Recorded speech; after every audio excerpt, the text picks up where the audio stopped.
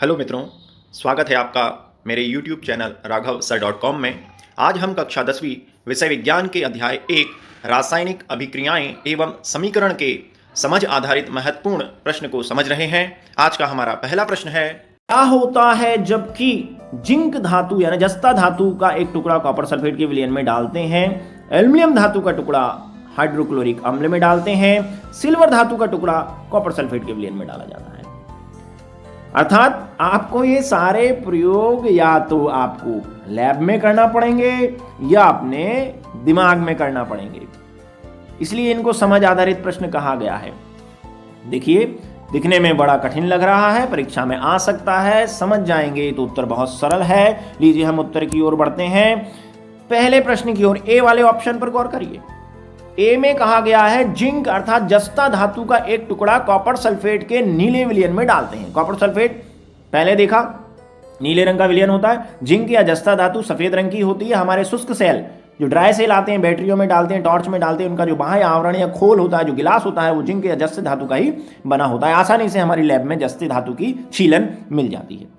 तो लीजिए, मैंने क्या किया, कॉपर सल्फेट का नीला रंग लिया परख नली में और उसमें जस्ते धातु को मैंने डाल दिया।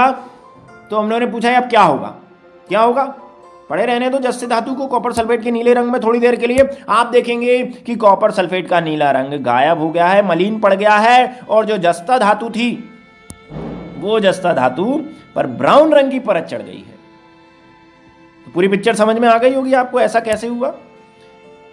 ये ऐसे हुआ कि ए बी से अधिक क्रियाशील है, उसने बी को हटा दिया, खुद सी से जाकर जुड़ गया, और ये आ गई उसकी रासायनिक समीकरण। देखिए, जस्ता कॉपर से अधिक क्रियाशील है। कैसे पता करोगे? सक्रियता श्रेणी में देखना, जस्ता ऊपर है, कॉपर नीचे है। तो इस जस्ते अर्थात जिंक ने कॉपर को उसके यौगिक के लवण विलयन से हटा दिया और ZnSO4 बना दिया। जैसे ही ZnSO4 बना, नीला रंग गायब हो गया, और ये जो कॉपर अलग हुआ, ये कॉपर उस जस्ते के ऊपर जाकर इकट्ठा हो गया, तो जस्ता भी ब्राउन कलर का हो गया। तो ये कैसे अभिक्रिया हो गई? विस्थापन अभिक्रिया हो गई। पहले प्रश्न का उत्तर मिल गया। अधिक क्रियाशील तत्व कम क्रियाशील तत्व को हटा रहा है। तो जिंक धातु का टुकड़ा कॉपर सल्फेट के विलयन में डालते हैं तो क्या होता है? जिंक धातु कॉपर सल्फेट के विलयन में से कॉपर को विस्थापित कर जिंक सल्फेट बनाती है, जिससे कॉपर सल्फेट का नीला रंग गायब हो जाता है। चलिए बी नंबर का प्रश्न। अब एल्यूमिनियम धातु का टुकड़ा हमें हाइड्रोक्लोरिक अम्ल में डालना है। देखें क्या होगा, लेकिन उसको समझने से पहले मैं फिर एक बार आपको फिर सक्रियता श्रेणी की ओर गौर कराऊंगा, क्योंकि इस बार मैं एक नई बात बता रहा हूं आपको। सक्रियता श्रेणी क्या होती है आपको पता है?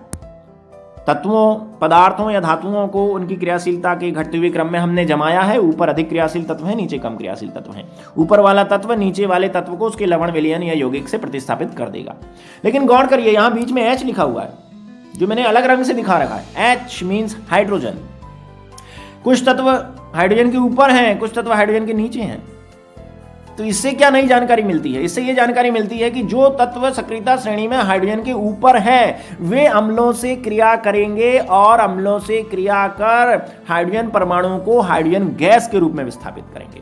और हाइड्रोजन के नीचे जो तत्व लिखे गए हैं, कॉपर है, पारा है, सिल्वर है, गोल्ड है, हाइड्रोजन के नीचे लिखे हुए तत्व अम्लों से क्रिया नहीं करेंगे और हाइड्रोजन गैस प्रतिस्थापित नहीं होगी। यह बात भी हमें सक्रियता श्रेणी से पता चलती है। तो सक्रियता श्रेणी से क्या पता चला? सक्रियता श्रेणी में ऊपर वाली धातुएं नीचे वाली धातुओं को उसके यौगिक से प्रतिस्थापित करेंगी। साथ ही साथ हाइड्रोजन के ऊपर वाले तत्व अम्ल से क्रिया कर हाइड्रोजन गैस को विस्थापित करेंगे। अगर यह बात आपने समझ ली तो आप अपने बी नंबर के प्रश्न का उत्तर दे सकते हैं। क्या कह रहा है बी नंबर का प्रश्न? एल्यूमिनियम धातु का टुकड़ा हाइड्रोक्लोरिक अम्ल में डाला जाता है, बताइए क्या होगा? तो एल्यूमिनियम देखो कहां पर है? सक्रियता श्रेणी में एल्यूमिनियम हाइड्रोजन के ऊपर है। अर्थात एल्यूमिनियम को अगर हम अम्ल में डालेंगे तो अम्ल से क्रिया करेगी और हाइड्रोजन गैस निकलेगी। देखिए, इसकी समीकरण देख लेते हैं। ये धातुएं हाइड्रोजन सक्रियता श्रेणी में हाइड्रोजन की ऊपर वाली धातुएं, ऊपर वाले तत्व धातुएं अम्ल से क्रिया कर हाइड्रोजन गैस विस्थापित करते हैं। ये देखिए, एल्यूमिनियम ने हाइड्रोक्लोरिक अम्ल से क्रिया करी और हाइड्रोजन गैस निकली।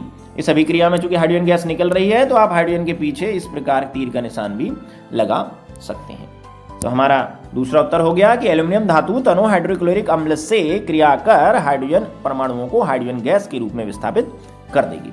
चलिए तीसरे प्रश्न की ओर बढ़ते हैं। सिल्वर, चांदी, Ag एक ही बात है। धातु का टुकड़ा कॉपर सल्फेट के विलयन में डाला जाता है। कॉपर सल्फेट के विलयन में जाता है। यदि अभिक्रिया होती है तो उसका संतुलित रासायनिक समीकरण लिखिए। कॉपर सल्फेट के नीले विलयन में यही बात, ये वाली बात देखिए, ये वाली बात की बात कर रहे हैं अपन। अभी हमने कॉपर सल्फेट के नीले विलयन में जस्ता डाला था तो अभिक्रिया हो गई थी, रंग बदल गया था। अब हम जस्ता नहीं डाल रहे हैं, बल्कि जस्ते की बजाय क्या डाल रहे हैं? सिल्वर, चांदी, Ag डाल रहे हैं। तो हमें बताना है ये अभिक्रिया होगी, और होगी तो उसकी समीकरण लिखना है। सक्रियता श्रेणी की ओर गौर करो, सीधे हाथ तरफ आ जाइए स्क्रीन के। सक्रियता श्रेणी में देखें तो ये है Ag और ये है कॉपर। Ag कहाँ है सक्रियता श्रेणी में? Ag कॉपर के नीचे है, अर्थात Ag की क्रियाशीलता कॉपर से कम है। तो सिल्वर की क्रियाशीलता कॉपर से कम है, इसलिए सिल्वर कॉपर को उसके जलीय विलयन या यौगिक से प्रतिस्थापित नहीं करेगा, क्योंकि सिल्वर नीचे है, कॉपर ऊपर है। सिल्वर कम ताकतवर है, कॉपर उससे अधिक ताकतवर है, तो अपनी जगह से नहीं हटेगा, विस्थापन अभिक्रिया नहीं होगी। तो हमें हमारा उत्तर मिल चुका है। सिल्वर धातु कॉपर सल्फेट के विलयन से कोई क्रिया नहीं करेगी, क्योंकि सिल्वर की क्रियाशीलता कॉपर से कम है। उम्मीद है आपको यह वीडियो पसंद आया होगा।